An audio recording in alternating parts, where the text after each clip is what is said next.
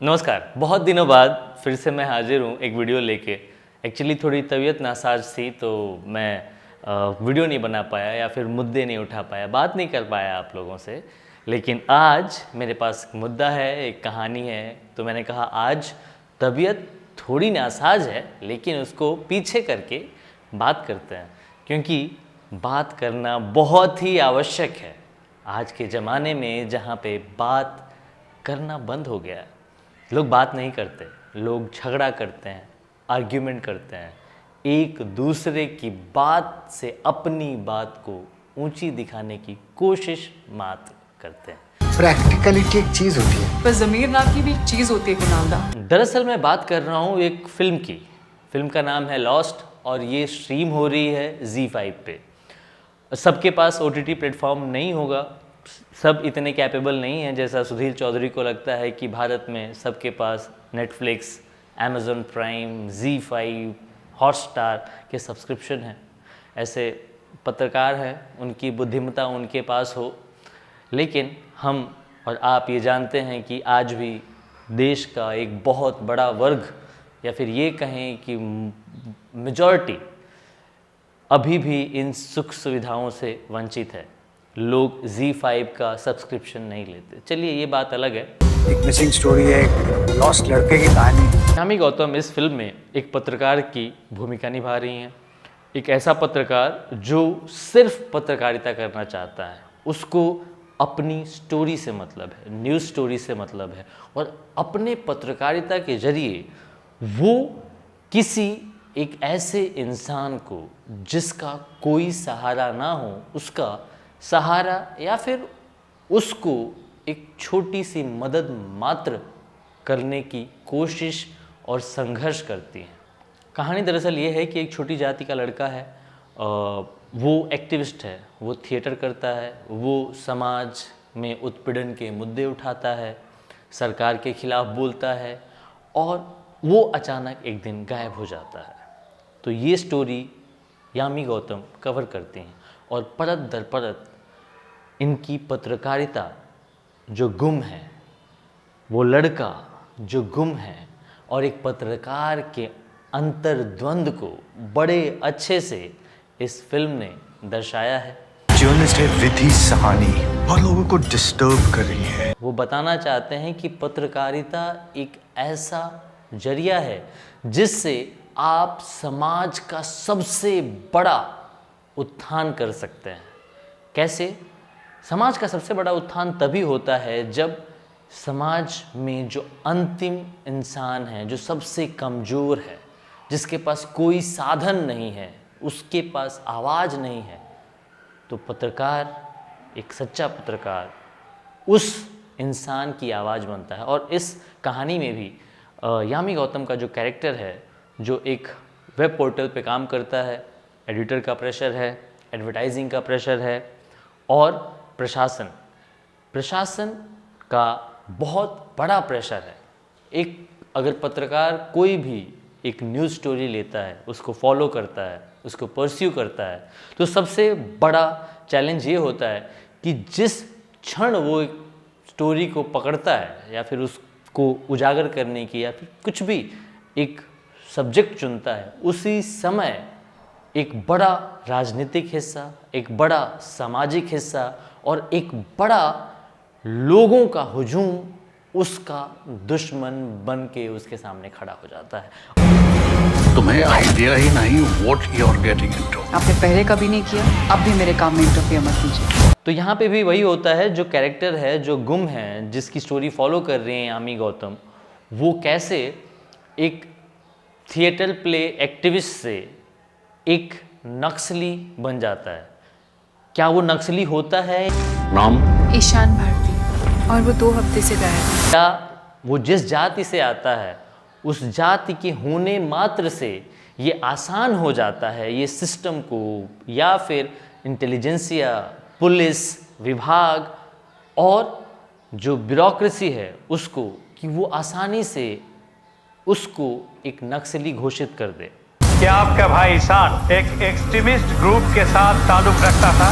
यामी गौतम इस स्टोरी को फॉलो करते करते इस फिल्म में आपको पत्रकारिता पढ़ा देंगी, आप अगर पत्रकारिता नहीं समझते, आप इस चैनल उस चैनल, लेफ़्ट राइट, यहाँ वहाँ के जो फेर में अगर पड़े होंगे, तो ये फिल्म देखिए और आपको पता चलेगा कि एक पत्रकार ना लेफ़्ट होता है ना राइट होता है। एक पत्रकार का धर्म उसकी स्टोरी, और वो अपनी स्टोरी से जिस समाज के हिस्से की आवाज़ बन रहा है या बन रही है, वो आवाज़ भर महत्वपूर्ण होती है। एक रिपोर्टर के लिए क्या जरूरी है? जो सच है वो, या सही करना? कि हर वो लड़ाई जो जीती नहीं जाती वो हार नहीं होती, वो कहीं ना कहीं एक क्षणिक रुकावट होती है या फिर क्षणिक निराशा की एक संदेश भर होती है। लेकिन बड़ी लड़ाई जो एक पत्रकार अपने दिल से लड़ता है या फिर कोई भी इंसान अच्छे इरादे से पवित्रता के साथ लड़ता है, एक लड़ाई या किसी के हक की हो या किसी के आवाज़ को बुलंद करने की हो या किसी के साथ खड़े होने की हो, तो ये जो राजनीतिक आवंडर हैं, ये जो राजनीतिक ब्रैकेट क्रिएट करने के जो चाल चलन हैं, उससे परे कभी ना कभी उसके आत्मा को संतुष्टि मिलेगी कि हाँ, मैंने एक स्टोरी फॉलो की और वो स्टोरी गलत नहीं थी, क्योंकि आपका जो इंटेंशन था, आपका जो उद्देश्य था वो स्टोरी फॉलो करने का, वो गलत नहीं था।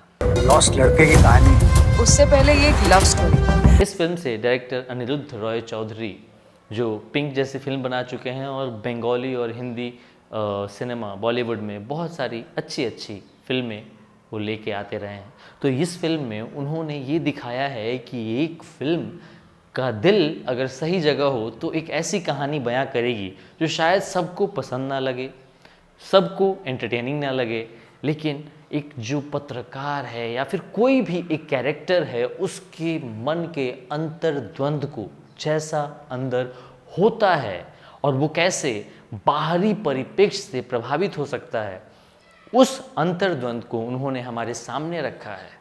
प्रैक्टिकलिटी एक चीज होती है। पर जमीर नाम की भी एक चीज होती है कुणाल। कहानी बहुत ही अच्छी है। मैं तो बोलूँगा कि किसी को भी अगर पत्रकारिता को समझना है, पत्रकारिता से जुड़े अंतर्द्वंद, और एक आम पत्रकार जो अपना काम करना चाहता है, वो अगर समाज में जाता है, वो कैसे एक स्टोरी लेता है, उसके लिए लड़ता है, कौन कौन से उसको स्ट्रगल करने पड़ते हैं और कहाँ कहाँ उसको झुकना, उठना, लुढ़कना, डरना, रोना पड़ता है। क्या वो सच में टेररिस्ट बन गया है? I don't. I want you to be very careful. बहुत ही शानदार कहानी है, राजनीति को खोल के आपके सामने रखती है और ये बताती है कि राजनीतिक दल कोई भी हो, राजनीतिक पार्टी कोई भी हो, नेता कोई भी हो, लक्षण और गुण एक ही होते हैं।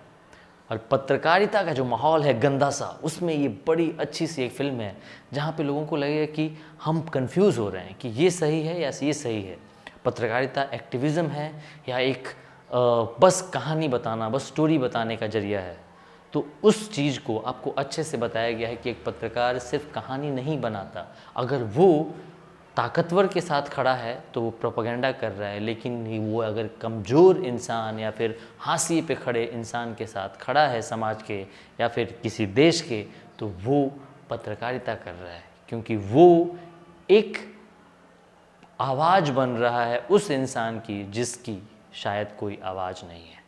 क्या जल्द से जल्द जांच पूरी होगी? क्या सिर्फ आरोप के आधार पर किसी को सालों जेल में सड़ते छोड़ देना इंसाफ है? कैसे डेमोक्रेसी में भी एक इंसान जिसके पास रिसोर्सेस नहीं है और वो किसी एक पर्टिकुलर समाज से आता है, उसके लिए अपनी हक की लड़ाई लड़नी कितनी मुश्किल हो जाती है और वो कितना आसानी से किसी भी ब्रैकेट में रखा जा सकता है, उसे टेररिस्ट बोला जा सकता है, उसे कोई भी नाम दिया जा सकता है। गौ तस्करी के शक में कथित तौर पर 2 मुस्लिम युवकों के अपहरण और फिर जलाकर मार दिए जाने की घटना ने राजस्थान से लेकर हरियाणा तक सनसनी फैला दी है। लेकिन मुख्य तौर पे ये जो नाम होते हैं, ये रूलिंग क्लास, पॉलिटिकल क्लास या फिर राजनीतिक तौर से फ़ायदा उठाने के लिए कुछ संगठन करते हैं। लेकिन दुख की बात यह है कि जो काम यामी गौतम इस फिल्म में करती हैं, वो उस लड़के के परिवार के साथ और उसके अस्तित्व की लड़ाई में उसके परिवार के साथ खड़ी होती हैं। लेकिन आज का जो मीडिया है वो शायद ये नहीं करता। वो लोगों को उनके हाल पे सिर्फ छोड़ता ही नहीं है, बल्कि वो प्रशासन और पॉलिटिकल पार्टीज, रूलिंग क्लास के साथ खड़ा होकर कहता है कि ये भी आतंकवादी, किसी पे इल्ज़ाम लगा, पुलिस ने किसी पे एक चार्जशीट डाल दी या फिर सिर्फ केस रजिस्टर हो गया, तभी से अपने अपने सोच और आइडियोलॉजी के हिसाब से किसी को चोर कहा जाने लगता है, किसी को डकैत, किसी को घोटालेबाज और किसी को नक्सली ज़्यादा कहे जाते हैं, आसान होता है। तो ज़रूर देखिए इस फिल्म को। यामी गौतम का शानदार परफॉर्मेंस है, राहुल खन्ना का बहुत ही उम्दा एक श्रूड पॉलिटिशियन का किरदार निभाया है उन्होंने, जो कि काबिल तारीफ़ है। पंकज कपूर, कहने की बात है क्या, पंकज कपूर तो एक इंस्टीट्यूशन है अदाकारी, एक्टिंग और फिलॉसफी में।